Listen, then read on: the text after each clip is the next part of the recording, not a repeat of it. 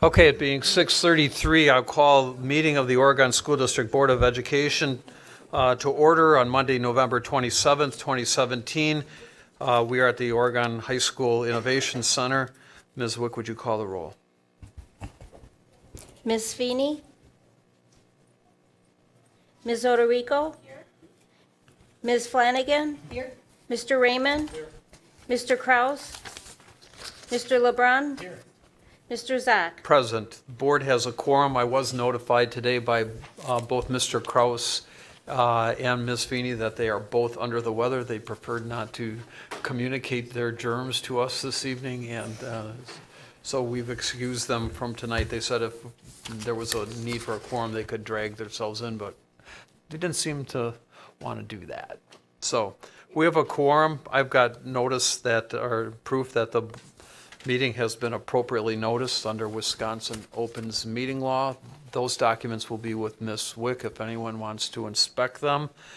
The agenda tonight includes action items, policy recommendation, as I understand it, from policy regarding the calendar. And then another major item tonight is discussion items, board feedback on the student achievement reports, which follows up on our presentation, the presentation we received from administration last week. So I need a motion to approve the agenda as it has been posted. Mr. Raymond with the, Ms. Oderico with the second. All those in favor signify by saying aye. Aye. Opposed? We have a motion, or no, agenda approved for tonight's meeting. Item A under the agenda is the consent calendar. Is there any item on the consent calendar that any board member wishes to remove? Seeing none, I'd need a motion to approve the consent calendar. So moved. Is there a second? Second. And a second. You got those, Jeannie? Yep. There are no contracts or policies this evening, so I think we can do that by a voice vote. All in favor signify by saying aye. Aye. Opposed? Consent calendar agenda items are approved by unanimous voice vote. Agenda item B, communications from the public by board policy 180.04. The board has established time for any member of the community to address the board. Ms. Wick, is anybody registered? No. Is there anyone in the audience who wishes to address the board? Okay, I don't see anyone, so we'll move to item C, information items. OEA report. Nathan? Would you like to? Yep. Why don't you come up, and I don't know if that mic's on, so if you could just flip a switch when you get down.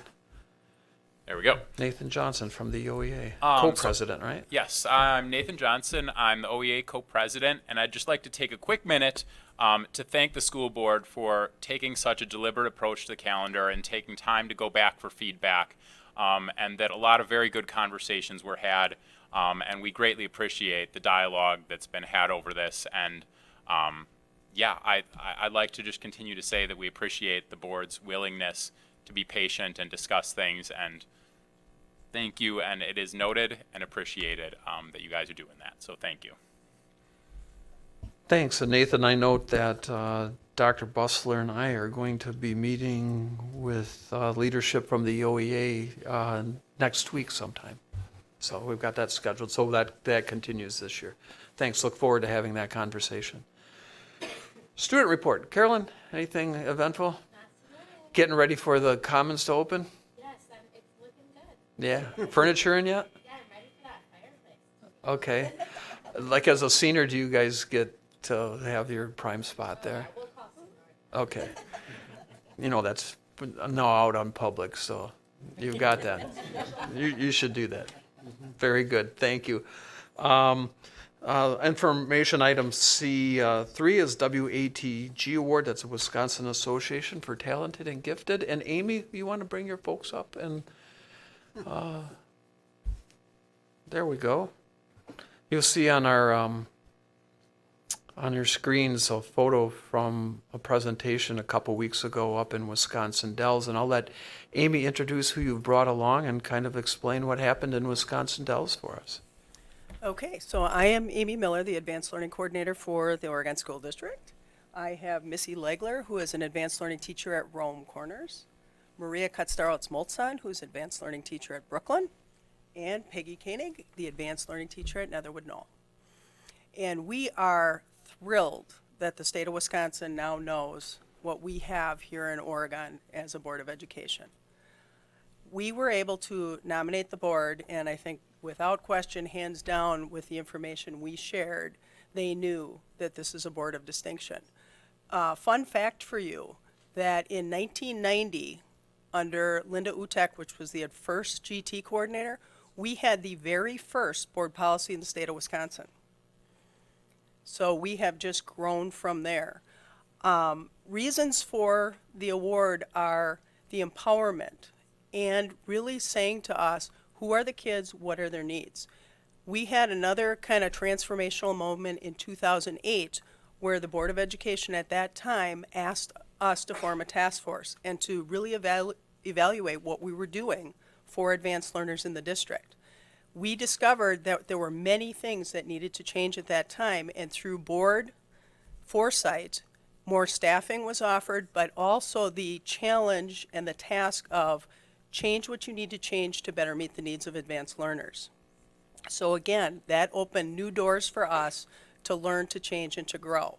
In 2012, I believe we became the first district in the state of Wisconsin changing our name to Advanced Learner, because we felt it better met the needs of our kids and families here in Oregon.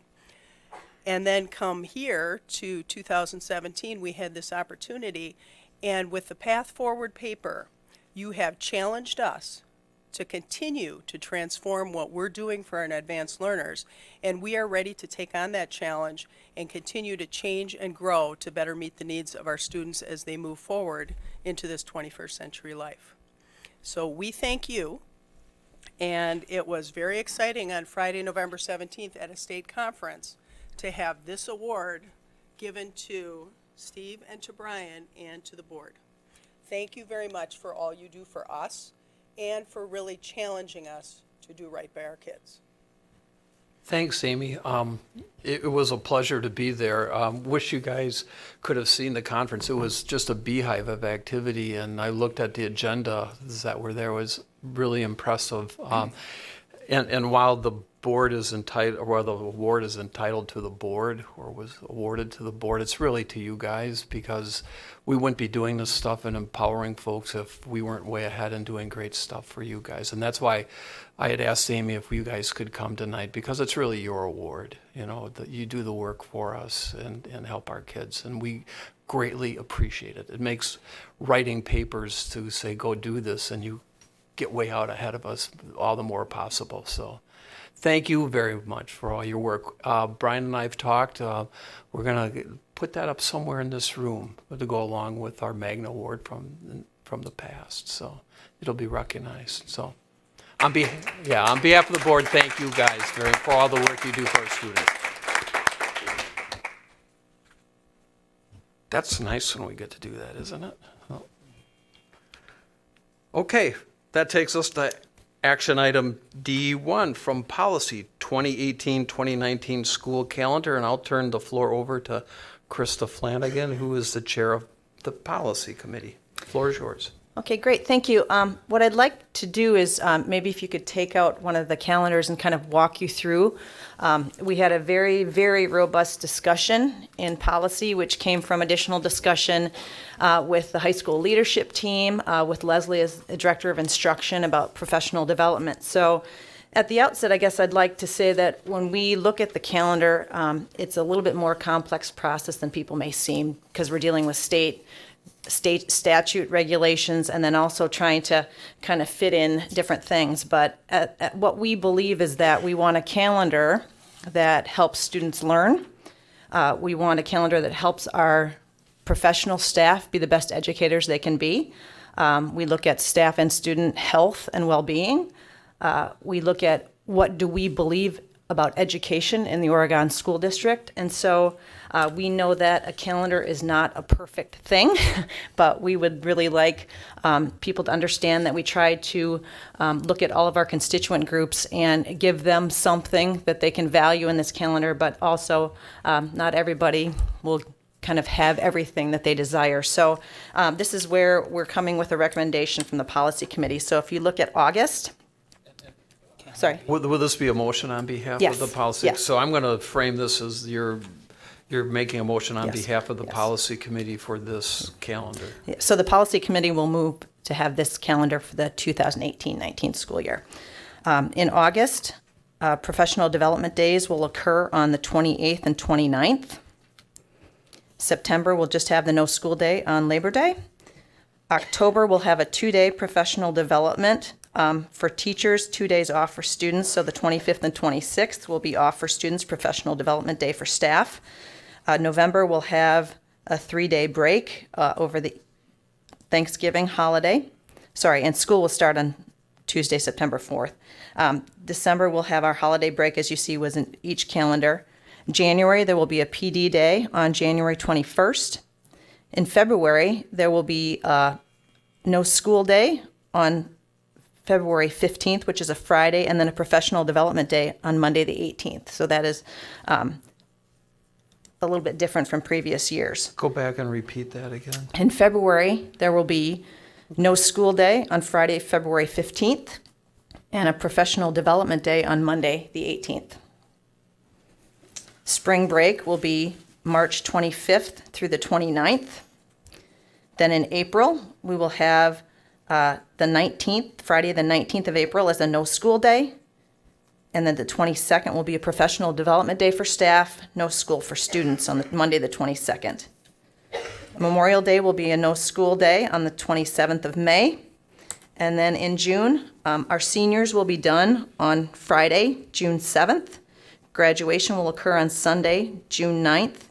And then there will be for freshmen, sophomores, and juniors, as well as K through 8.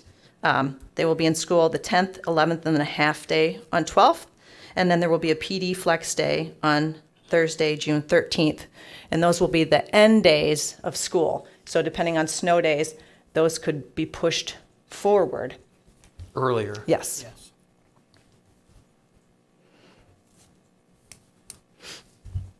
Does anyone have any questions of Krista? Just curious why the no school day, April 19th? It's Good Friday. Go ahead. Huh? It's Good Friday, which is a holiday in the handbook. Got it. Have we traditionally had that off? We Yeah, have. okay. Jeff? So if we have no snow days, does that move back the end date for all students? As in, would the seniors end earlier also, or are the seniors going to end on the 7th regardless?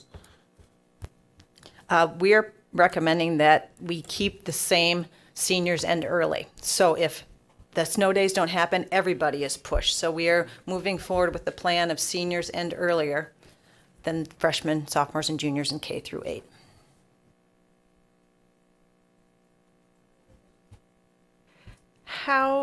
How will that work with exams for kids who are potentially taking the same classes as seniors, who are not seniors? We had a really robust discussion in the policy committee meeting, and we were presented with some options that the high school are looking at, but we really did not feel that that is our place to determine how that looks. And so we expect that they will be coming back to the board with a report of what that's going to look like, but they're going to have more discussions on that in terms of what that looked like. Does it bring in ACP discussions, or how does that look with senior presentations? So there's a whole more, I guess, in-depth conversation that needs to happen at the building level. So that's not something that the policy committee felt like it was our place to dictate, but we certainly had those discussions, and we expect that those discussions will come back to the board in terms of what that looks like. But that's a great opportunity for the leadership teams to have those discussions with staff. I was confused about the graduation date if there are no snow days. If there are no snow days for everyone other than the seniors, they could possibly end on the 7th. Yes? Or on the 5th? If The seniors the, could be done as early as the 4th. That's- There are no snow days. right, and everyone else could be done on the 7th. I got it. So everybody just rolls back. Thanks. Any other questions? Any comments or discussion? We I a just mo- have one other point. We also did talk about what we're learning with Dr. Rickabaugh in those discussions, and I did want to point out one thing that we thought was valuable, that he said that a calendar is really a structural thing, but it provides you an opportunity to have transformational change. And so we feel like this is an opportunity to have in-depth discussions about some things that we are looking at in terms of transformational education in the Oregon School District. So again, we believe that this presents an opportunity for those discussions to occur. Yeah, because, for as long as I've been on the board, we've just had structural conversation, and we've been talking about 3 days here. And part of the challenge is because the state dictates that we start after September 1, and I look forward to having conversations of a transformational nature regarding calendar as we go forward. Any more comments? Sorry, one final. I do really want to thank all of the educators, the leadership teams. We really had some thoughtful responses above and beyond the survey from educators that really thought through kind of what this would mean and what opportunities, what pros, what cons. And so we really appreciate them taking the time to share those pieces of information with us. Okay, Ms. Wick, we have a motion from the policy committee for a calendar for 2018-2019 as described by Krista, and you have that down in those dates. Everybody have those in mind? Okay, Janie, would you call the roll? The vote is to approve the calendar as reported from policy. Ms. Flanagan? Yes. Mr. Raymond? Mr. LeBrun? Yes. Ms. Oderico? Mr. Zach? Yes, we have a calendar.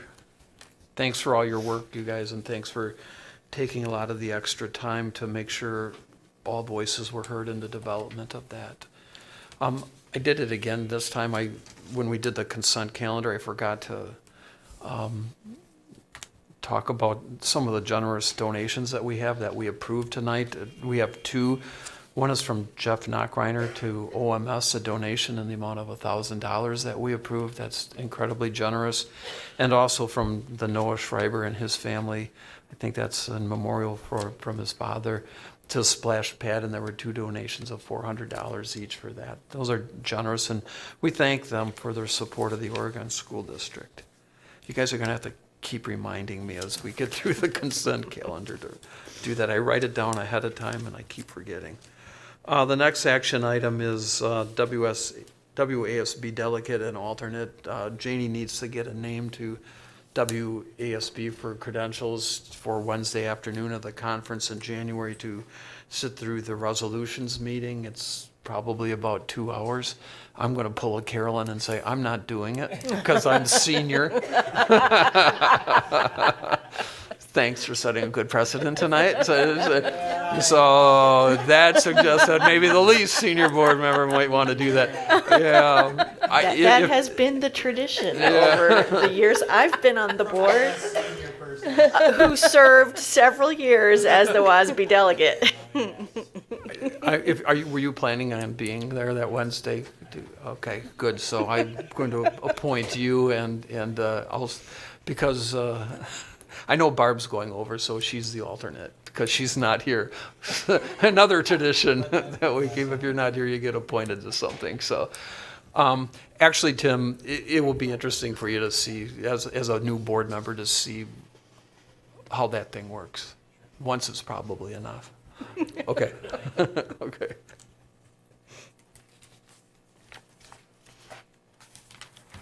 Committee reports, policy, anything other than what we've heard tonight? Okay, you guys had a lot of work. Vision steering, Jeff? At our November meeting, we discussed possible transportation changes for next year, sustainability, and the Youth Sports Task Force. And our next meeting is December 20th, and our topics on that day will be sustainability and student growth is going to come talk to us, the Student Growth Task Force, Population Task Force. Thanks, and having attended those meetings, I just know that we're studying a lot of things in the background and doing things incrementally from an informational standpoint to move forward, and so, thanks for being patient and walking it through in a meaningful manner, Jeff, because we're on the cusp of some really big decisions in the district, you know, with respect to transportation, with respect to growth and that, and just, folks just know that we're working hard. You might not see us on camera, doing a lot of stuff, but it is happening behind the scenes in our committee meetings.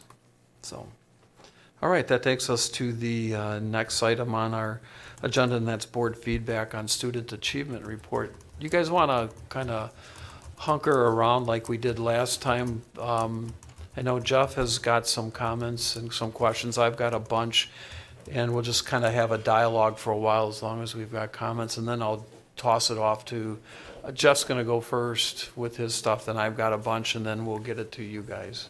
Okay? This will tend to be more informal as we go through. We can semicircle like we did last time.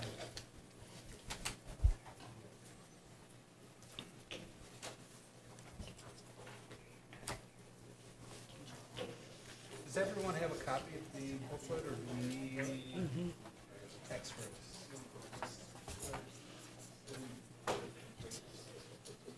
Oh, was I supposed to bring some? Jeff, you good? I've got one. So Jeff's going to start us off. Other board members, if you've got a question related to what Jeff is asking, jump in. Don't need for me to recognize you. Same thing with members of the A team. Pipe up if you feel it's relevant. You don't need to wait for me to call on you. We'll have this more in terms of discussion format. Typically, in the past, we've done this in a conference room, but I think it's meaningful to have it in here because we've got cameras on and it's a good conversation. So, Jeff, go. My first set of comments and questions are on the report overall, not for any particular building or buildings. First of all, I'd like to say I like the appearance of the report. The layout is neat and clean and consistent. It looks very professional. My first question is, who do we consider to be the audience of this report? Is it, are we handing these out to kids to take home to their parents? Are they going to be mailed? When we're writing it, who do we picture as the reader?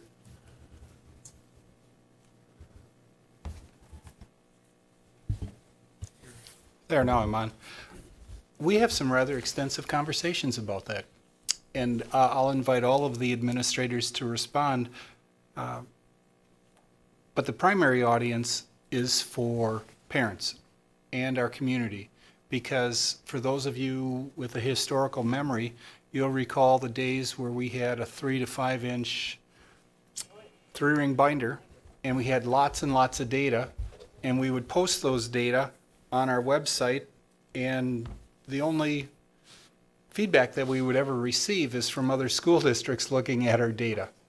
And we really never received any feedback from community or parents. So I'll say the primary audience is parents in the community. Secondary audience is to be used with school leadership teams. Again, this is a high-level report. It doesn't dig into a lot of the details, but we finally landed on our primary audience being parents and community members because that's who we would like to engage in a conversation on our school student achievement data.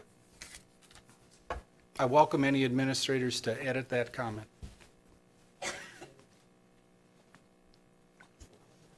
Okay, my only comment in that case is we just need to be careful about acronyms because we speak a different language and you guys, even from the board, you guys speak a different language at times, so. Let me jump as long as we're on that topic, and then if you guys want to jump in on that too. That's how I took it. This is a really good I'd call it a marketing piece, a positive marketing piece to highlight where we've been. It also reflects, in my view, where we've been and the goals that we're going to. From my standpoint as a board member who has certain oversight responsibilities, it's not enough for me in terms of evaluating where we are. I liked the 3-ring binders. I looked at that. I don't know that I need to see all of that, but I'll talk a little bit more that, and Brian, we've got to work out how that works in the next year, is how we can get more data to us that speaks to what we're doing in the district in terms of all 4 Cs. What are our weaknesses? You know, we don't really show that in here. And part of it's because we're really strong. I mean, when you throw 90s at the board in terms of competency, we should show that. But what I used to hear in our reports when we were in the data-rich era, or maybe the over-data-rich era, was walking through, you know, we know we're weak here. Here's what this data is, and here's where we're going. We saw more disaggregation of data to look at different aspects of our school population. I suspect it probably shows the same thing that we've seen before in terms of socio and economic disaggregation, but I'd like to, you know, we at one point we were looking at male-female disaggregation. We looked more at specific data related to schools, looked at trends that way when we looked at that. And that to me in an oversight role was meaningful in order to tell folks, I think we're on the right track. That's not to say that it's not meaningful in here and for the purpose for that. And I thought, Jeff, that was exactly the right question. What are we accomplishing by that? I just think I need a little more. And that just might be me. Anybody else? Yeah, well, I was just gonna say, my next point is in the same vein as Steve's comment, was, you know, we have these physical copies, but in this digital age, I'm sure a lot of people would like to look at this online. So if we can have a PDF online, that'd be great. And then, as Steve said, a deeper dive. We have one. Okay, great. And then a deeper dive for community members that might be interested in more data, and certainly for the board. Go ahead. Just a piece of feedback on that. All you can see in the administrator's hands are either yellow sheets of paper or a computer. But one of the things we talked about at workshop the last 2 years was we need to maintain the 3-ring binderish data that supports everything here. So if there's specific data that you are interested in, the principals can provide that, because we've been keeping that. We collected that. It's the basis behind it, or behind this report. We haven't put it into, I'll say, a downloadable format, but I think we could, Leslie, quite quickly, just pulling all of that data together. And for those of you that are old-timers like me, you'll remember that demographic page where it was broken down by gender, and then and it was probably 3 or 4 pages behind that, in addition to all of the character, culture, and community data that's part of, if you're real old, you'll remember the Chico survey, which then became the DPI survey, which then became the Oregon School District survey, because we've modified it. We still do that survey with staff, students, and parents every spring. I think we may have picked different months, but it's usually in that March through early May timeline. So all of that data still exists, and I'd say now probably instead of the 3-ring binder, it's in everyone's favorite computer program, and I thought we put it all in Excel. We have a lot of it in Excel. People populated it this summer so that we could take a look at it. And of course, a lot of it's in EduClimber now, K8, which is our data repository, as well as in WiseDash on the DPI site. In addition to on everybody's computers here, because as we spoke about, we still believe it's really important to know the information to that level of detail. But if you'd like us to give a shot at printing some of that out and having a copy we could send it to board members that are interested. I know you guys looked at it because that's how you get to this stuff. And I like that stuff. I like to see how you got to this and what you thought was relevant and what you thought wasn't and what was meaningful in terms of trends and what wasn't. So Courtney, you were gonna. Yeah, I was just gonna say, unlike Steve, I did not love the giant binder. Not because I didn't appreciate all the hard work that went into it, but it just would take a long time for me to go through and understand in totality.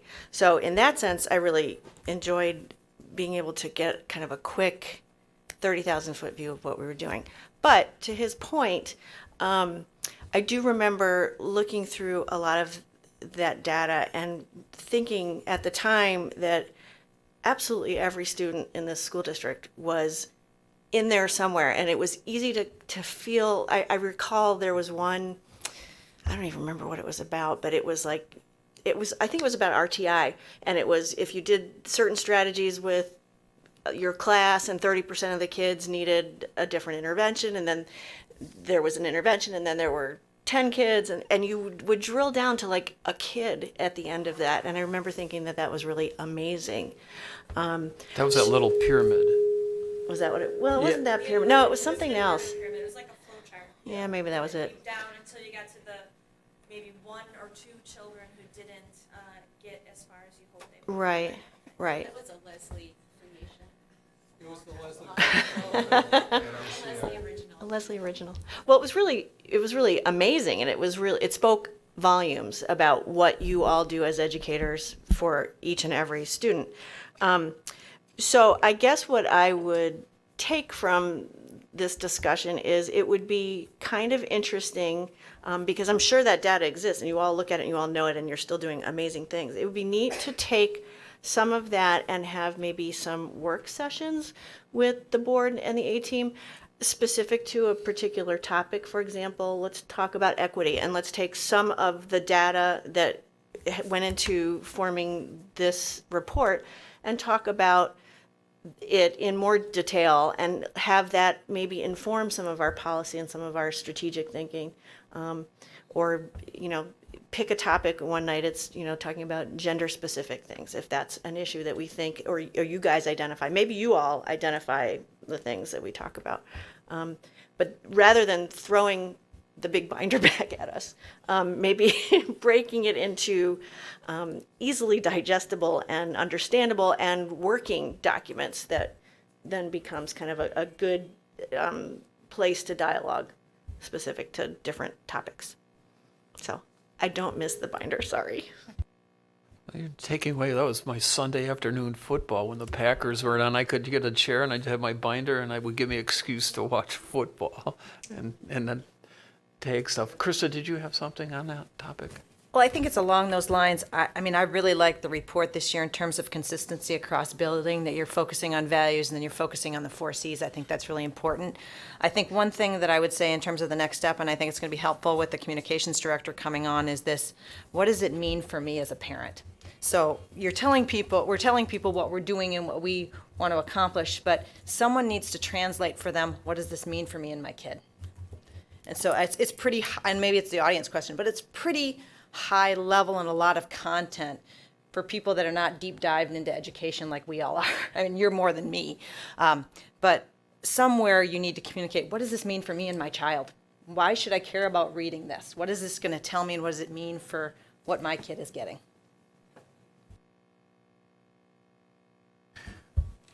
I like the consistency as well. I reflected back on last year's and how it not only visibly looked different, it just didn't flow like it did this year.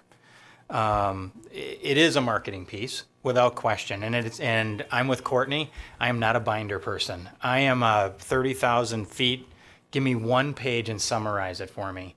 My wife is the binder person, and I depend on her every day to flip through the binder on Sunday afternoon while I'm watching the game to tell me how we got to that one kid. And so if it's going to go out to different constituents, it needs to go out like this in 10 pages, not in a binder.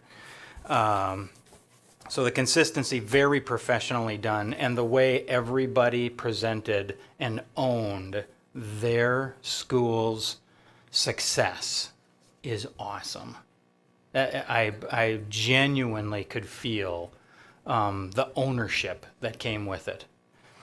And like a marketing piece, it does put our best foot forward. And with that in mind, it also, I think, needs to be a little bit of a development piece. A little bit of a, here's where we've been, here's where we are, here's what we need to work on a little bit. That SWOT analysis, you know, that strengths, weaknesses, opportunities, and threats that say, we're doing great things here, but we see that we've got a little bit of work to do here and here and here. I don't think we need to devote a page to those opportunities, but I think we just need to recognize that we identified that there's this one kid who didn't make it to the end of the chart here, and here's what we're doing about that. Even if it's just a bullet point so that we can talk about it, so that when next year rolls around, we can say, remember that one kid? Here's what we did this year, like we said we were going to do. So I really enjoyed it. It kept me very interested as each person, each one of you stepped up to the microphone and took ownership of what great things are happening in your school. So thank you. Jeff, continue on. Tim, you have to turn your thing on.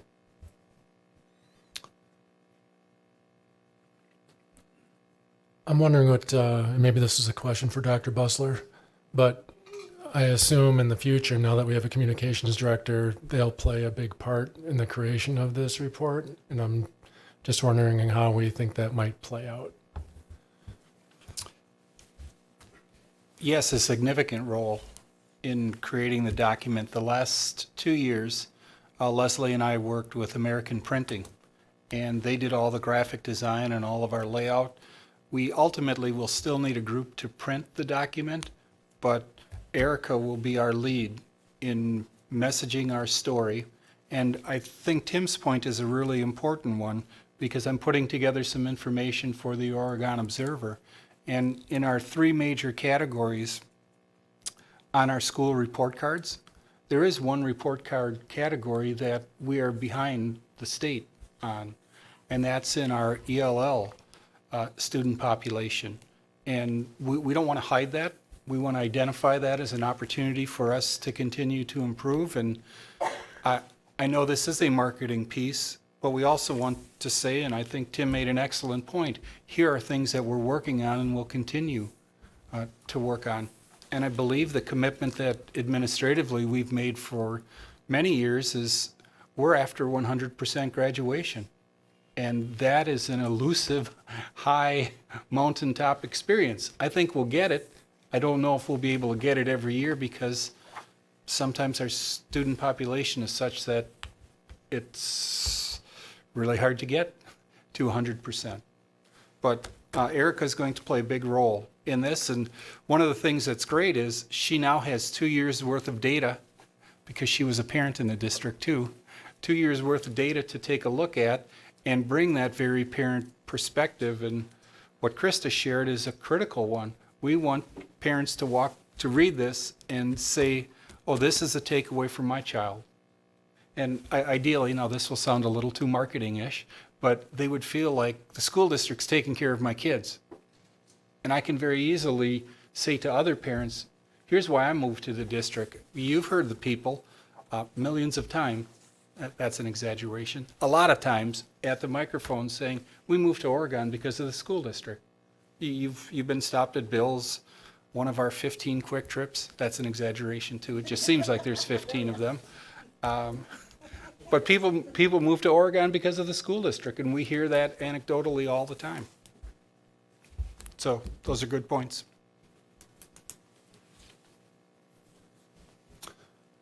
My next question is, are we aware of any other districts, either in Dane County or the state, that produce a similar kind of report? And if there are, what can we learn from them? I'm doing too much talking. Leslie can explain this, because our little search process that we've been on? Yes. So, we asked ourselves that same question. And A, B, C, and J, which is basically a really weird name for district office administrators, have all taken 2 to 3 school districts that we expect have something similar to this. And we are taking a look at what they're offering, looking at what can we learn from what they do to make ours better, and then we're bringing them all back to one of our meetings at a future date. So we're asking ourselves the exact same thing. Keep rolling. My next question is about K4. In the goals section, we talk about literacy and math proficiency, and I was just wondering how are those numbers calculated? I mean, do they have the STAR test, or what do they do?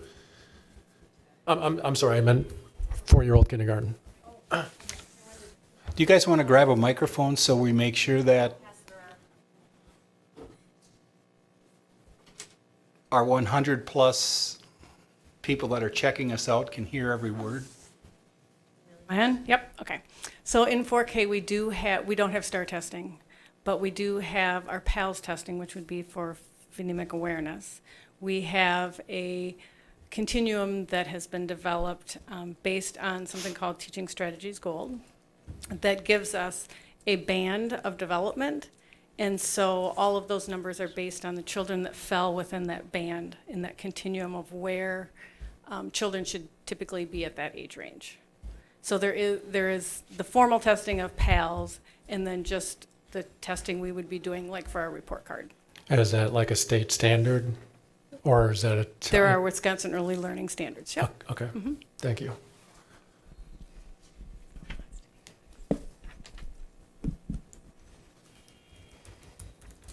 One question for K4. The competency scores are from STAR. Just wondering if we're happy with this metric, or since we're now using standards-based assessments, could something else be reflected in the report other than just how we're doing on the STAR test? When I look at, I've got mine in front of me, we start with just the STAR as a point to start. So then you look at a little Jeff Raymond, and we look at his percentage, and if he's at or above 40, we consider, okay, you're clicking right along. However, let's say little Jeff wasn't there, then we look at the other measures, especially on literacy, like their growth, their benchmark, where they are in their reading levels, to look at other ways, kind of caveats to that goal to assess a student. We all understand that STAR is 3 points in a year, and little Jeff, I'm going to keep using that name, maybe was having a bad day. I take some stock in those numbers because if I had to guess who my really top kids would be and my, high average kind of kids, I would come pretty accurate with how that aligns. But I also see a better value, especially in literacy, with that one-on-one testing with a teacher they feel comfortable with and a teacher who knows the child and can understand them as they're having a verbal exchange back and forth about a text.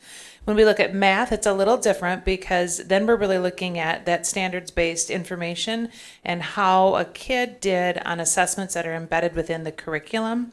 So we're missing another point there, much like the Rigby or Fontes and Pinnell, that really gets to the heart of individualizing work with a child. And so that's where I think we all talked, Dawn and Chris and I talked about that, how we wish there was one more mark for math to make sure we've caught everybody and we're really feeling confident about that data.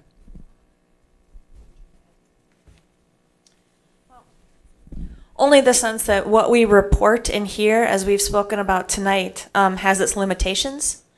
But we always use more than one data point in making instructional decisions. So that is a multi-layered process and never just the data that you see in here. Because when you're looking at an individual child, you're using multiple data points to help you understand where that child needs to go next and how you can support getting him or her there. I think that's like what you just said. No, go ahead. That's what I mean, like what you just said explains to a parent how this makes sense.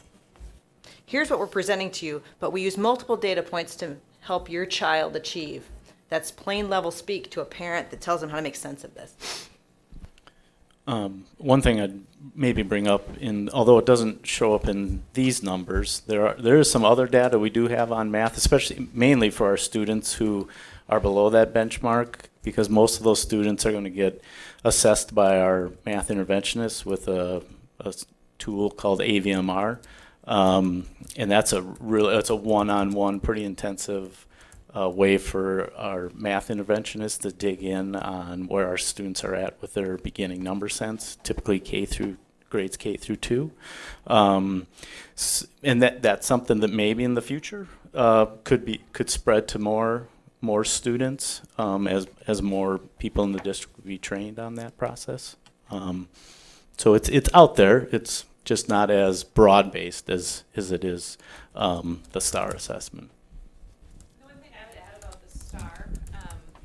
Is that teachers are using it to be diagnosticians, where they will see strands or trends in a child's learning where they can think, okay, I've got to teach a little differently to get to this point with this student, because it does give some information about where the student is really succeeding and where their challenges might be. Yeah, and I didn't mean to imply that you were relying on test scores. What I was trying to get at was, I know you're doing holistic approach. My point was, the report doesn't demonstrate that, to Krista's point. I guess that was what I picked up on the way through. There were a couple conflicting things on that. If, like on page 6, we talk about competency statistics are based primarily on STAR and math assessments, as well as other assessment measures. And I didn't know what those were, so I'll be curious, so okay, what are those? Then when I go to the goals, and so having been through this process, I knew that when we're talking about competency, 97% are at grade level or made 1 year of progress. I knew we started with a standardized test and we worked through some other assessments. I knew how that worked. But if I go to the goals, and the goals seem to me, I'm going to just look at the elementary level, it's all based on median SGP on the STAR assessment. And it doesn't imply to me that we're using other factors in terms of reaching goal, that we're going to measure it just on STAR. And the asterisk then below that says it's on STAR, which seems to be different than the asterisk on page 6. See what I mean? Okay, that's, and I know what you're doing. And then I go to Prairie View, I see not only SGP on the STAR reading assessment, but there's an additional bullet point that isn't in others saying that we're also going to look at Fontes and Pinnell and Rigby, okay, which is different than what we're going to look at. So I kind of figured we were doing the same thing that we did in the past. Probably what we would need in future reports is at the beginning of the report say, here's how we look at it. Even though we do standardized testing that we use STAR, we're assessing kids on multiple data points, okay, through that.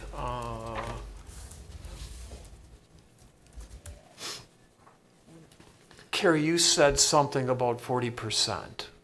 Tell me about that. So when you're looking at a student making a year's growth, they shoot for that 40. We would love to have them. What's 40? The percentile ranking for the kids. Okay, so if they're in the 40th percentile? Or above. That means a year's growth? Correct.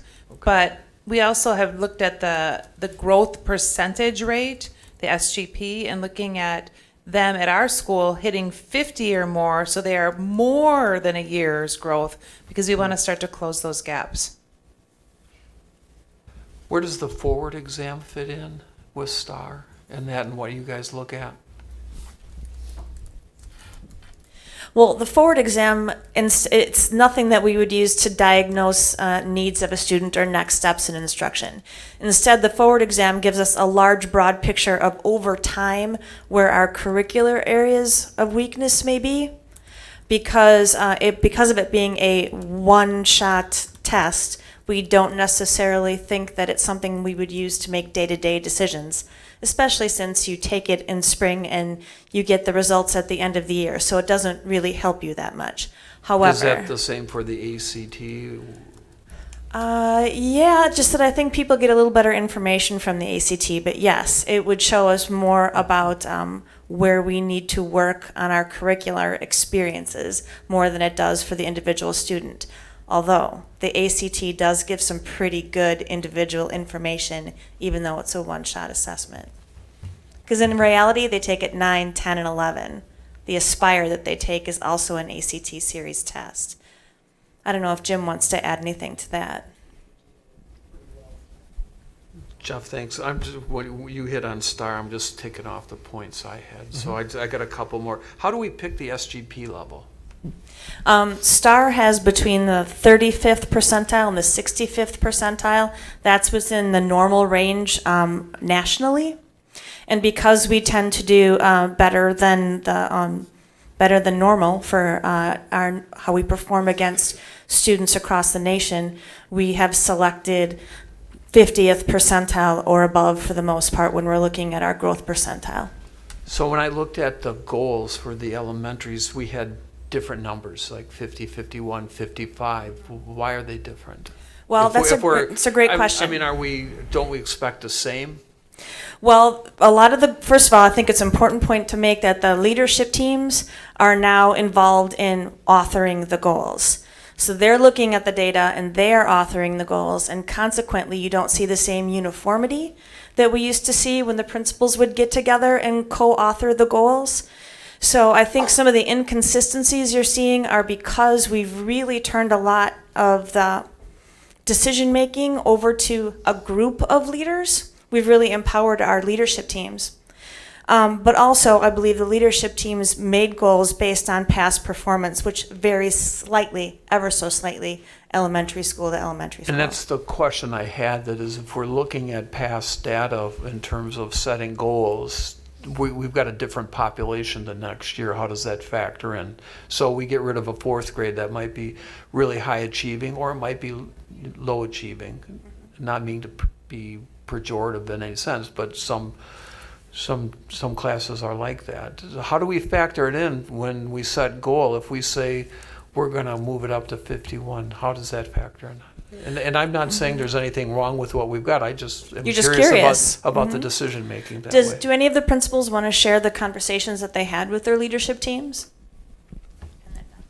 The other part before, Dawn, before you get started, the last 4 questions that were asked, we had an administrative team meeting and predicted and anticipated those last 4 questions, because we talked about the SGPs are different at different schools, and we know we're going to get a question from board members on why did you select what you selected, which is a legit question.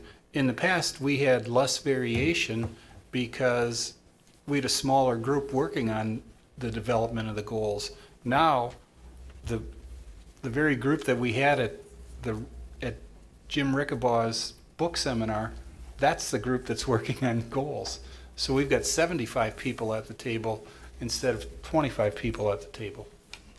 Go right ahead, Dawn. I am a binder person, so my data, my leadership team this summer You can talked. come over for football some afternoon, and We have binder we'll go people, through it we have together. high-level Yeah. people, we've got a little bit of everything on our team. So I compiled a lot of data for our leadership team this summer, and we really looked at trends. So not just the students, how did they perform last year, but the 2 years of data that I have from being at Prairie View. How did that group perform 2 years ago? What kind of loss is happening over the summer? What kind of gains are happening during the school year? So we looked at our Rigby and Fontes and Pinnell. We looked at our growth, making 1 year's growth in reading. We looked at SGP for stars. We looked at all of those different percent ranks and different things. And then we looked at what would be a reasonable goal for this group of students. We went up to 55 at Prairie View. We were at 50 SGP last year, but almost everyone met that goal of 50 for SGP for reading. Fourth grade was at 53. And so we thought if we met we met the goal last year at 50. Let's try to raise that. Let's really try to have more growth. We have a math program that's not new this year. With Bridges last year, we didn't want to really have super high expectations. Sometimes with a new program, there can be some glitches, but our kids really are growing in Bridges, and we really wanted to give them a chance to push themselves and the teachers to push themselves as well. Okay, so we decide we're going to hit 55 this year because we really want to go for it. How does that inform your practice then in the year? What do you do with that? A lot of the teachers are using STAR data and using Bridges data during PLCs to talk about students. How are they growing? What areas are they not growing? We have teachers that specialize in most subject areas, most grade levels, and so those teams are really improving their practice because they're specializing and they're able to really know the students better and know the program and what they need to do interventions within that. Bridges intervention is something that some teachers are also implementing in their classroom, so they're able to do some things in the classroom to help students grow.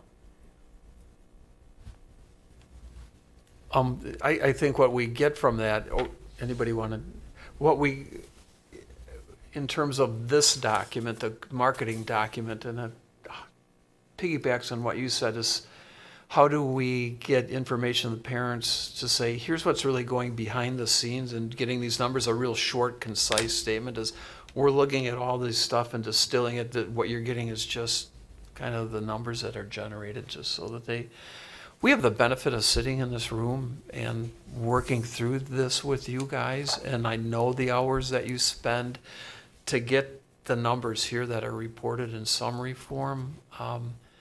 And the challenge is always communicating how much work goes into making sure every student is competent in what we do. That's our communications director's challenge then. Yeah. Jeff, go ahead. I just have one last question, and now I'm looking at the report. I can't find the exact stat, but for OHS, Jim, I want to say somewhere in here there's a measure of college and career readiness. Is there? Or is that something you did verbally 2 weeks ago? I think we may have put it on the PowerPoint. Okay. So it was from I've got a pile of paper here, from the National College and Career Readiness Indicators. It's redefiningready.org, and they have 3 measures that are in development.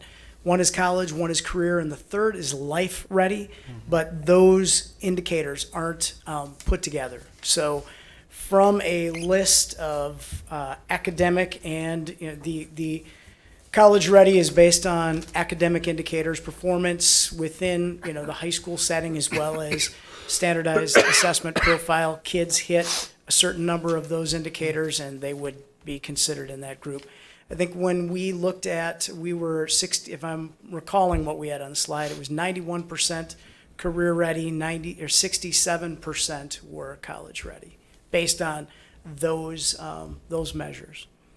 It is out of the American Association of School Administrators, and so this is something that is beginning to take. I think other districts are beginning to look at it as well. It's just one more measure for us to look at our kids in a well-rounded fashion. Thank you. All done? Tim, do you have anything else? I've got some stuff, but I just want to go ahead, let you guys jump in. Mine is about the 4 Cs, and I know we had some initial conversations about defining what those mean. And I know that there is some really good consistency across the schools, but I think it would also be helpful to dive further into development of what those things actually mean, and then how are we measuring them. So for example, if we're talking about community, is it really that they feel support between home and school? Or is it, what exactly does that mean, and how do we report it, and what does that mean to the end user? Because everybody, I think, has a different definition of community because we haven't defined it. So I just think that is another step in terms of making this richer. Is it a statement and some sort of goal, or is it a visual, or is it how are we defining those things? Yeah, I had the same thought as I went through this with the 4 Cs, and it just seizes on our conversation that we had in the room talking about the 4 Cs, and we need, Brian and I have talked about gathering that small group together like we talked about to hash that out, and we've just had full agendas, but it keeps popping up on our list of things to do when we get to, but I agree, I'd like to explore that more, not that what we're doing is wrong in my view or incorrect. I just think there's more to character than you feel other learners show respect at school or safe environment. We all know that, or that we feel the culture feels safe. That's important. Or community is more than are you feeling informed about school's progress. I just think there are more indicators or indicia of success at those levels that we've got to explore and make sure that we're defining it, but that's just a factor of we need to get together and work on the 4 Cs a little bit, so thanks. Anything else, Krista, on that? Okay, I just got a few more, just because I did do this during the football game, even though it was smaller. Go through my list. One thing that I talked to Brian about, and I got to touch base with you, Leslie, on is the paper had, the State Journal had about 3 or 4 months ago the ACT data of all the districts, and they had it for 15, 16, and 16, 17. And you know how much I hate that stuff. But I was curious to take that stuff by grade level and subject and put them in ordinals in terms of school districts just to see if there's anything that pops up. I mean, we all look at, Waunakie's numbers are, high, but I was interested to see where we're at, whether there's some macro trends that we can see in there, even though the relevance of that data to me sometimes is not as important as what you see in the classroom every day, but getting that kind of spreadsheet. But Leslie, I'll talk to you about that. I pulled it out of the paper and said, this is what I'd like to do with this, and I lost it. Spreadsheet form for you ranked. Yeah. Can I send that to you? Yeah. Okay, that would be good. And that was the data that we got. So it was everybody in Dane County, they had all those stuff, and it was just kind of curious to see that. And It was from a September article okay. in the State Journal. Yeah. The other thing, and it's seizes on comments that I've had in the past, is we've got nice data on each building in terms of where kids are in that snapshot in each silo. And it's like, how can we represent that we're tracking kids longitudinally through their arc? You know what I mean. I do know what you mean, and we just invested this year in all of our schools. And all of our schools, K-8, and we'll be talking to the high school about joining in on that too, is a program called EduClimber, where you can upload all of your data, past and current, and you can pull up each individual student and see trend lines on one assessment over time, multiple assessments over time, and it's a handy little data powerhouse that's helping to change the way teachers are utilizing their data in their professional learning communities. Yeah, and maybe the graphic is, or the report back is, from a district goal, it's just not, we've got 86% of our kids are at reading grade level based on STAR and by assessment of 1.5 growth. Maybe it's our kids are showing growth over a 5-year period of time. That's what we expect. Something like that you can see. That we're growing kids over a period of time as opposed to a true point in time. Yes. 2 questions. One, is that accessible to parents? No, right now it's only usable as a teacher tool.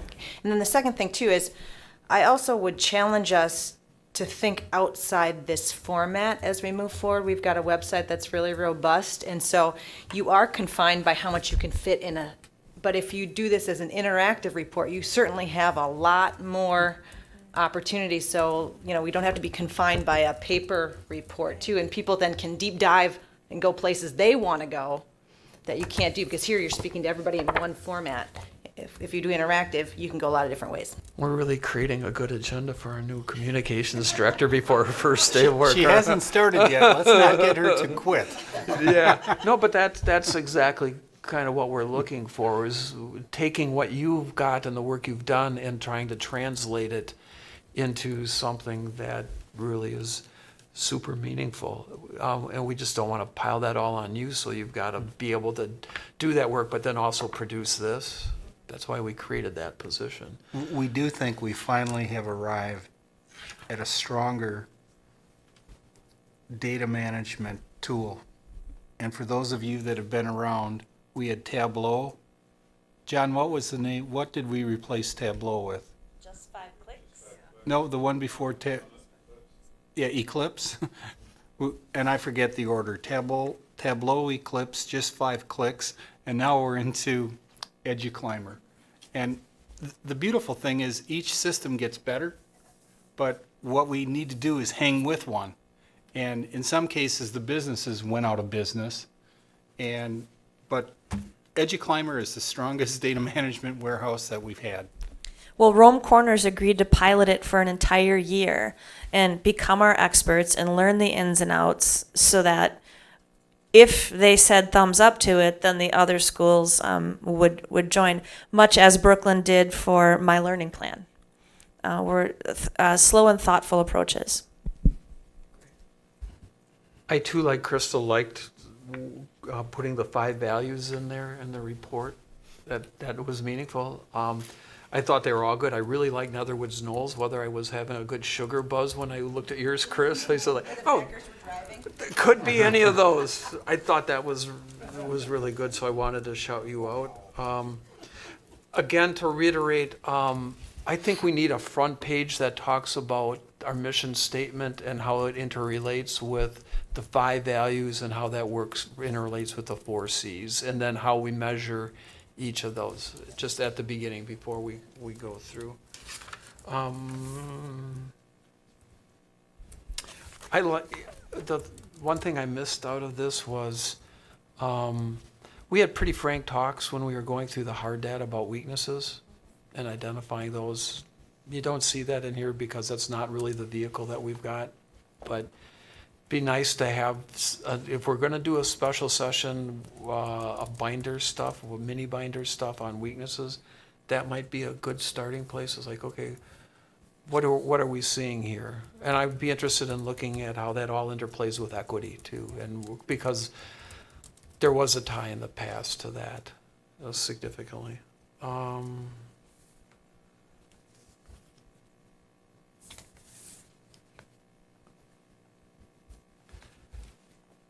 When we talk about the whole child, what struck me, and it's been kind of a bugaboo of mine that isn't a fault of ours, but there's so much focusing solely on math and reading and reporting on competency.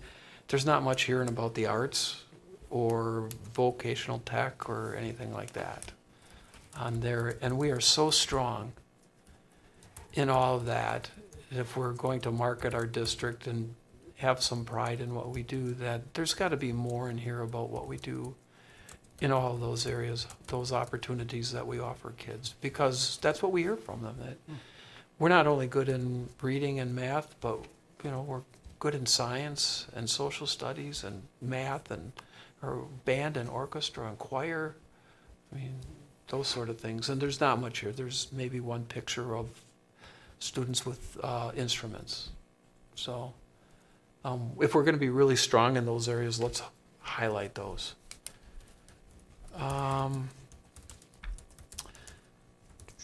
Mary, in the pre-K, we had talked earlier about community partners, and we were having a shortage, I think, or at least we could have more capacity. How's that going? We added a section for our site Yeah. this year. And so our numbers are good. We do have enough what we refer to as wraparound, which is the care outside Yeah. of the 4K hours. And we were really short of that last year. Yeah. Not even short of it, we were out of it. So we have relieved that. With the growth coming up, we're still That's why talking I to people, and there are a few things that are simmering, I would say, maybe. So we're looking into it. But right now, we're in a good place, number-wise. Good. And that's why what prompted me was I know we're going to grow, and I know we've had Exactly. some capacity issues at that level Right. to make sure that's Right, so we're working on that. It's not necessarily your question, but it is. We've had 4K now for 4 years, 5 years, 7 long. Mm-hmm. I'm wondering. This is year 8. 8. Wow, holy cow! Good. We had talked when we first did that about tracking kids who are in 4K and not 4K and seeing what impact that has on long-term achievement and retention. It'd be interesting to see that data. You know. We've had some discussions just in kindergarten, Yeah. looking at, where kids are needing extra and if they attended or not. So if we've been doing it like 7 or 8 years, those kids are probably in 8th grade. You could look at the achievement data that we're seeing for the high school kids and compare them when this next group gets to high school and see if there's any difference. Absolutely. Yeah. Yeah. Well, we're seeing a drop in referrals and expulsions and that stuff, but maybe It's there's all a, 4K. Yeah. What? Thank you for Up at the realizing high- that, yeah, Steve. Yeah. Yeah, no, at the high school level. I should. But I don't know whether we're seeing improvement in terms of socialization and working in group settings because of that or not. I don't know. It's just, I know when we did 4K, we talked about, well, let's see how that tracks. I noted, I'm going to K4, that in Prairie View, in the goals, in math, it says Prairie View will see an increase in the number of students meeting STAR proficiency, which was different than, it seems like a different, it looks like we're measuring proficiency, and I don't know whether that's just a language change or whether that's really just saying the same thing. We have both. We have the SGP of 50 or greater, but then we also looked at proficiency of students. Going from we're at 89% last year. We're proficient. We wanted it to be at 91%. So we looked at both. We looked at growth, but we also wanted to look at proficiency. Okay. But that is a different measure then, right? It's an additional one. I think Yeah. everybody else just has the SGP growth. Okay. So the data freak in me said at some point I'd like to see, when we're measuring those who are not at grade level as different from those who made a 1-year jump, seeing who didn't make it at grade level, and that we've gone and had a look at further data that they're doing a 1-year jump. We saw that with your triangle. We could track that. I missed seeing that, because that was evidence of me. That was what Courtney said, that we really got a sense that you were drilling down to each individual student. So. And our leadership team does that. We have students that we have identified the last 2 years that they're yellow on our sheet, but those are shared then with the teachers as well. So the teachers know that they did not meet those benchmarks last year before the student even starts. And that gets back to my descriptor in the beginning of what's the process we go by that so that everybody knows that. Chris, you had talked about when you presented, and I didn't want to interrupt that night to ask questions about going with online portfolios and junking the report cards. I'm really intrigued by that. Can you tell me about that? Well, I guess personally myself, and I in most things, I always try to put my parents' hat on, even though my son's now soon to be a graduating senior from UW-Madison. So I guess I'll be taking that hat off a little bit. But if you go back to any kind of reporting that I experienced as a parent, anytime you tried to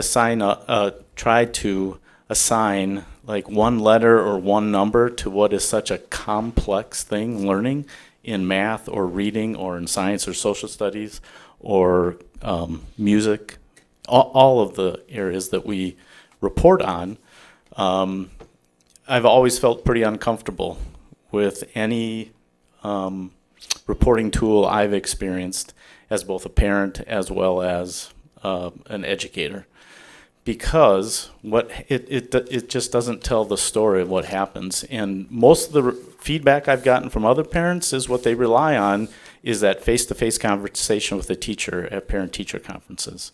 And so how do you get from where we're at with assigning a student a 3 in reading to what does that tell a parent to what they get in that one-on-one conversation with a teacher who can go deeper? And I believe, and maybe it's just me, that some kind of efficient and effective portfolio system, ideally online, that really gives a parent and even more ideally a student a window into their learning day by day. So as soon as assessments are done and a student shows something that of what they've accomplished or what they've been able to produce, it's out there and it's accessible for parents to see. It's there for feedback to be given, for a student to self-assess, for the teacher to assess, for parents to look at and even give feedback. It becomes a much more dynamic and organic conversation with parents then about where their child is at and where they're progressing. Ideally, what would be behind it is a continuum that shows where a student starts developmentally in an area and where they have to get to. And so instead of saying you're a 3 as a 3rd grader in math, you would have this continuum of skills, knowledge and skills that go from a developing, in case of reading, a very emerging or developing reader, to someone who's being able to read and analyze and comprehend text. And a parent could see, where is my child doing well? Where are they still needing to grow? And it happens dynamically. It happens every day they make progress, not just at a semester reporting. And so really going from a system of grading and reporting to assessment and feedback. Jeff? So nothing can replace that face-to-face conversation with a parent. But listening to you just now, I think a standards-based report card gets closer to that than just giving somebody a 1, 2, 3, or 4. I'm wondering if that's true. And, like a couple of years ago, Shannon, you were either on the verge of, or maybe you are, having just a standards-based report card. Are we not doing that K through 8? Is that just at OMS, or what's happening there? Yeah, I think it's taking a standards-based report card to the next level and really making it more alive, I guess. And I would maybe make an argument for not having 1, 2, 3, but you have this set of proficiencies or skills that we're getting kids to progress through, and that it's proficient or not proficient. Are there really different levels of proficient? Well, possibly, but shouldn't we be moving them on to the next standard or next skill? And so, just showing a parent, yep, they've mastered this. It gets to what's at the heart of Jim Rickabaw's model of proficiency-based learning and progression. And that portfolio, based on this progression, would be, again, not to overuse a word, very dynamic and alive for a student and a parent and a teacher day to day. Yeah, and you talk about it's now assessment as a process and not a piece of paper. And I think the path forward, which we've all worked on, envisions that through high school to the end, where students have portfolios and people working with them to show that longitudinal arc and getting to proficiency at the end. I think kind of that's where we all hope to be at some point down the line. So when you said that, that's okay. And I know we heard that from Shannon from the middle school too, when we had your guys' report a couple years ago. Well, that's why this is problematic, because you're continuing to go in and out from broad, everybody, my kid, broad, everybody, what are we measuring? You know what I mean? That's why this is so confusing or hard for our heads to digest, because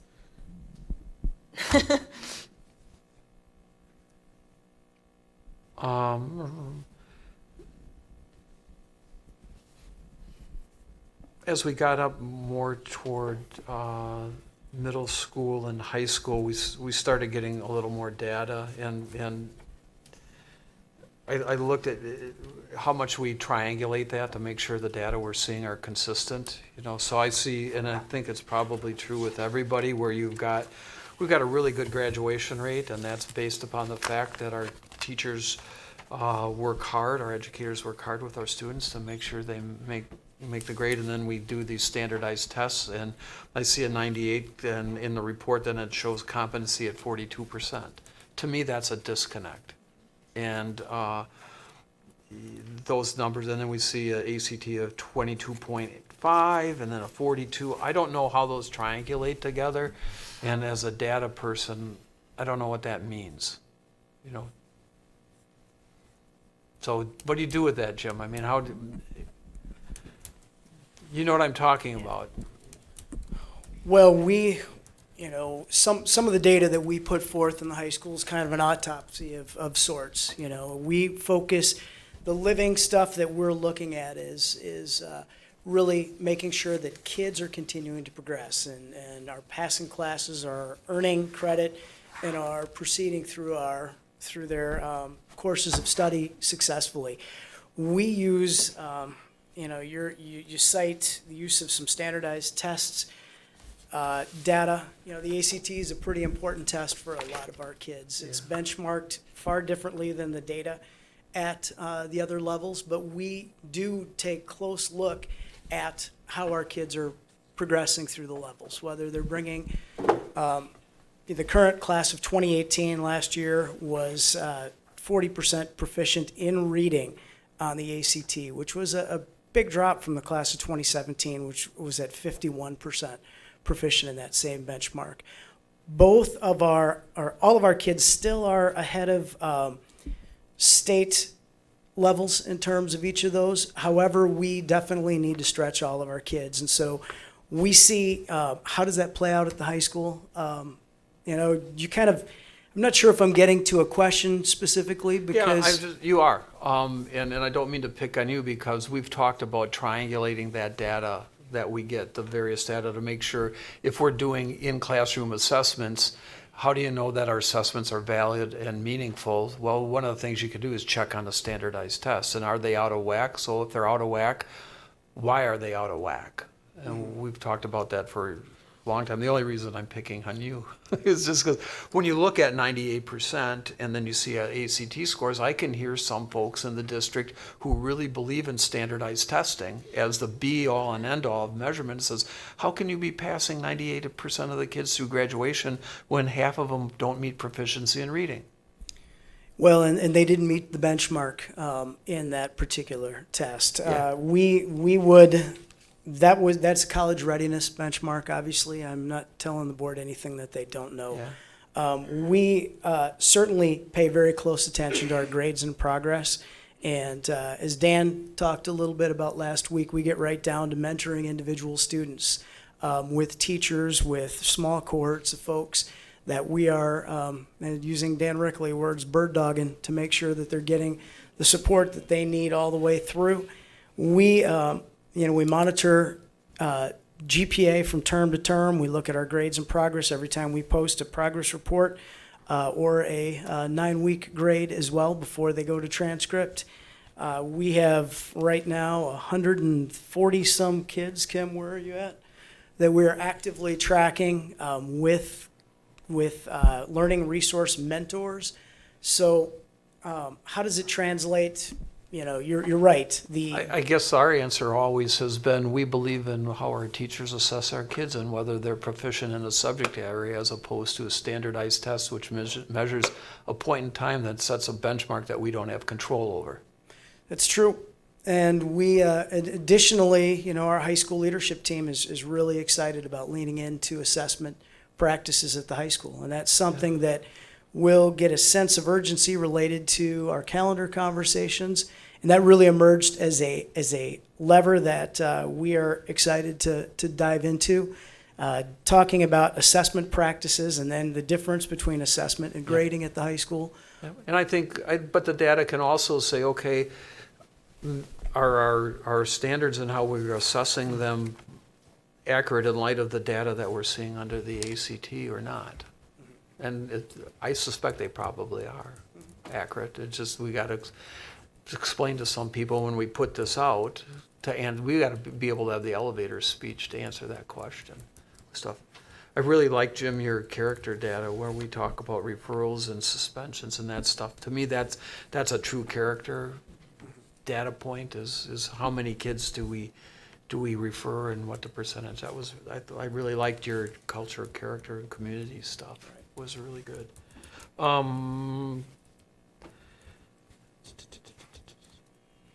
Oh yeah, the 7th and 8th grade.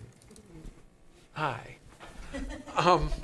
You talked about scheduling math and language and minutes and that, and doing your schedule stuff. Can you tell me about that?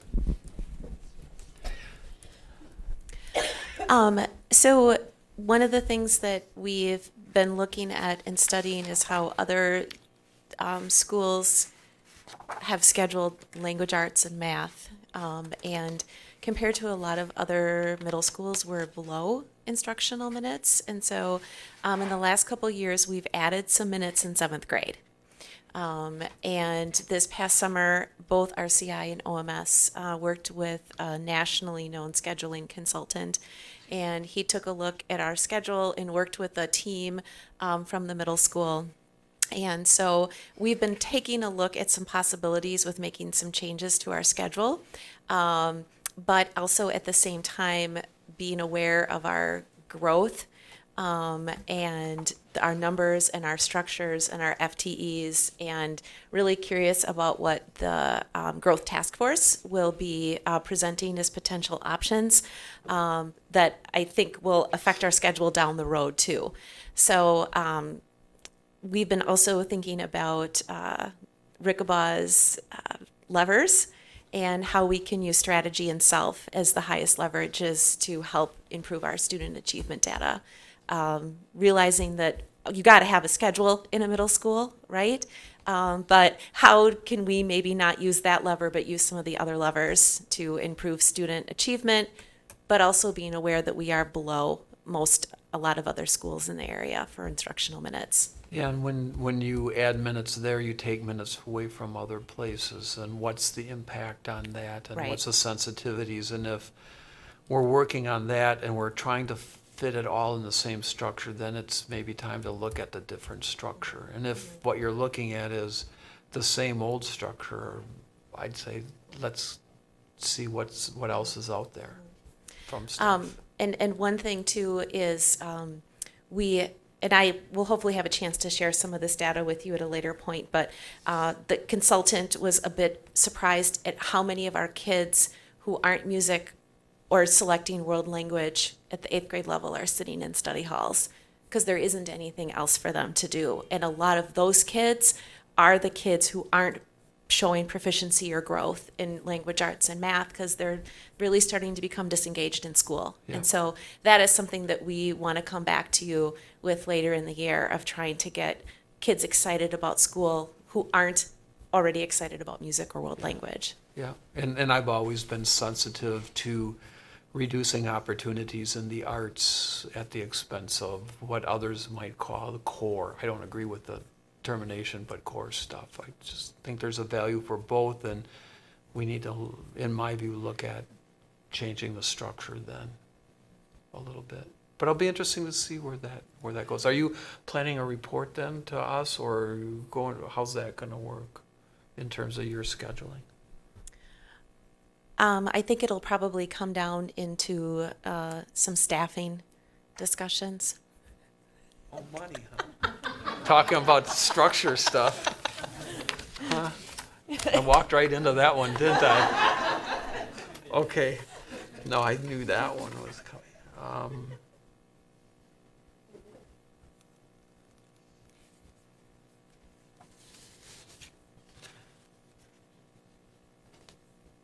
One of the things that we've talked about, and this is my last one, is that when we look at the data, the competency stuff, is just really high at elementary, and then there's just a slow slide down in terms of the standardized data. And we've talked about that. I saw a little bit of that again this year, and I don't know that there's anything we can do about that, but it doesn't correlate with, again, we're graduating everybody necessarily.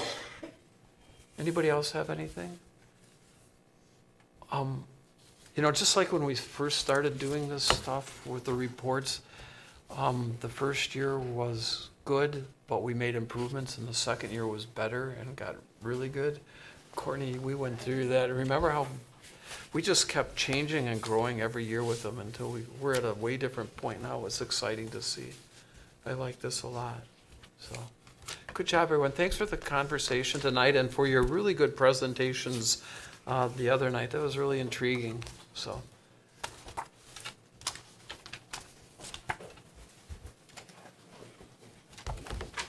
That takes us to information items. Brian, this is your school board election. Board members, the last item you have on the electronic packet is the notice of school board election for April 3rd, 2018. Janie has, that was published on November 22nd, 2017, so the board candidacy is open until Tuesday, January 2nd, 2018. If you have any questions, you can let us know, but basically Janie has been the official filing place for school board candidates. Okay, superintendent's report.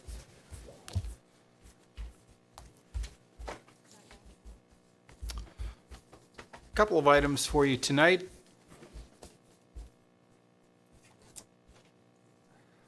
Steve and I didn't rehearse this, but I was going to say the same thing about the Oregon School Board Award from our advanced learning teachers. We have one of the top programs in the state, and the recognition that the board received is because of the quality work that our faculty and staff have worked on in terms of advanced learning. I know Amy Miller routinely gets contacts from other districts that want to come and visit us and see our program in action. So what a credit to our staff, and congratulations to them. But what I'm sending around to you is the open house, a little booklet that we'll have available for people on this Thursday night. And if you open it up, you'll notice there is a walking tour. And we'll have students, Jim's been working with some of our high school students to be located at one of the 10 different areas to provide our community with feedback and information on these areas. Kristen Milsna put a lot of this information together for us. You'll notice we don't have necessarily the ABC brand. We use the brand from the referendum, if all of you remember back, with the little apple at the top. And then on the back we have local vendors and board members that had a hand in making this all happen.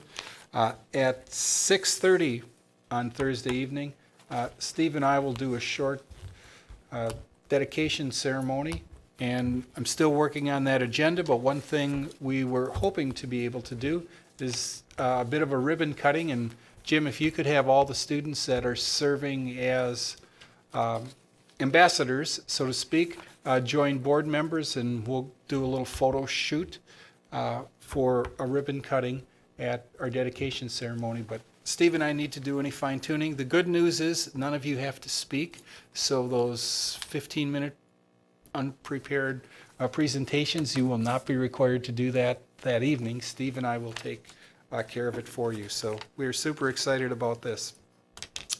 Next item, the Path Forward book seminar with Dr. Rickabaugh. I received a fair amount of positive feedback about his presentation the other night and the interaction that we had. I know we ran a couple of minutes over. Jim and I are going to get together this week and put the final touches on our December 4th book seminar, and then Jeff and Steve and Jim and I will get together on phase 3 of our project because we want that to all be connected. Next item, our Director of Communication, Erica Mundinger, is going to be starting with us this Thursday.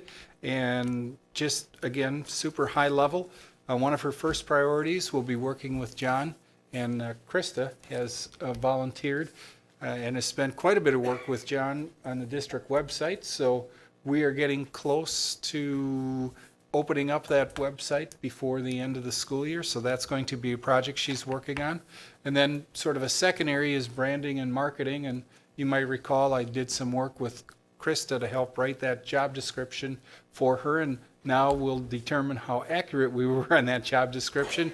As you all know, when you create a new position, you go through a rollout period and there's going to be some adjustments. And then a third area that I've always viewed as a priority, and I heard it from some of you tonight, it's communication engagement with our community and with our parents. So we're very excited about Erica joining us. And then lastly, Steve and I had an opportunity to represent the district and the school board on November 16th. It was the November chamber meeting. We had around 35 individuals right here in the Innovation Center, and Jim put together a number of students. I think we might have had 10 or 12, almost a dozen students that did group tours for the chamber members that came. And we even had a few chamber members. This surprises me a little bit, but they're actually from the, I guess I'd say, south and west side of Madison.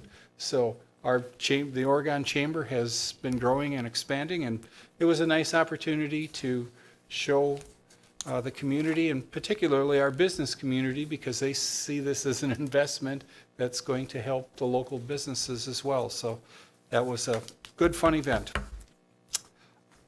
That concludes my report, unless anybody has a question for me on that. Thanks, Brian. At your place, you'll have a tentative agenda for our December 11th meeting. We're going to get our audit, Andy, report. All right. Those are always exciting reports.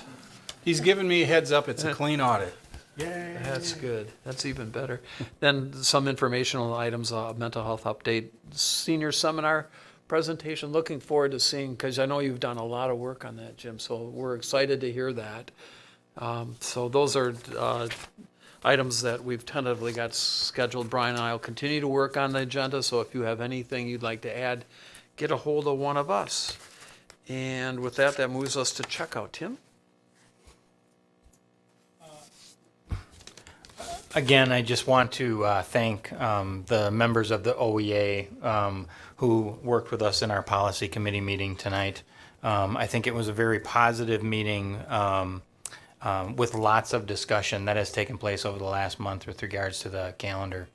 Also, again, I really appreciate the 10 pages, not the binder, because this is the way I live, and I'm thankful for folks like Steve who love binders.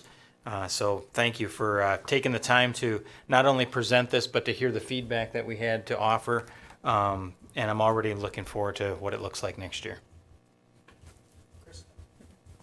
Courtney? Jeff? I'm really looking forward to our open house on Thursday night. It's the culmination of a long journey to get here with it.